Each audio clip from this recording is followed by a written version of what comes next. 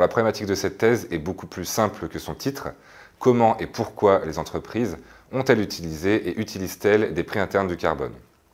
Ancrée dans les sciences de gestion et sur la base de données primaires et secondaires, cette thèse mobilise des ressources interdisciplinaires pour y répondre. Le premier chapitre commence par cadrer des considérations philosophiques générales sur l'action, puis resserre l'analyse sur l'intention. Dès lors, l'exercice du pouvoir est étudié à l'aune des interactions entre technique, dispositif et agencement.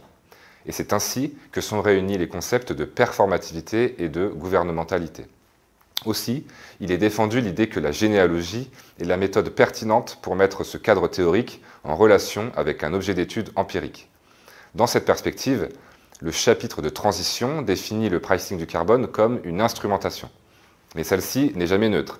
Elle s'inscrit dans les stratégies climat plus ou moins fructueuses d'organisations variées, au premier rang desquelles les entreprises du secteur de l'énergie et des États, mais aussi des organisations internationales, des associations ou des cabinets de conseil.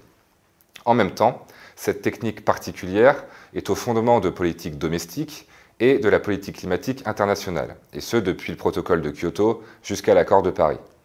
Par là, distinguer les dispositifs des agencements permet de bien appréhender la manière dont sont gouvernées certaines conséquences du changement climatique. Les chapitres empiriques emploient ainsi deux focales différentes. Le deuxième chapitre porte sur l'agencement. Il présente le rôle du pricing du carbone interne aux entreprises dans l'histoire de la politique climatique. Le troisième chapitre porte sur un dispositif. Il montre le rôle du pricing du carbone dans la stratégie climat de l'entreprise Énergie Corp, anonymisée pour l'occasion. D'une part, je montre que cette instrumentation qu'est le prix du carbone a fortement cadré la fabrique de la politique climatique, en faisant du réchauffement global un problème techniquement résoluble par le signal prix. D'autre part, je mets au jour les modalités et aussi les difficultés de la décarbonation d'une multinationale du secteur de l'énergie. Et l'intérêt est alors de faire dialoguer ces deux niveaux d'analyse, dont la combinaison permet d'avoir une compréhension fine de ce qui se joue dans le rapport entre entreprise et changement climatique. Autrement dit, l'enjeu est de mettre à jour les réseaux de pouvoir relatifs au prix du carbone interne aux entreprises. En guise d'ouverture dans le manuscrit, je propose des pistes pour accélérer la décarbonation des modèles d'affaires des entreprises et plus largement du secteur de l'énergie. Le message de cette ouverture est double.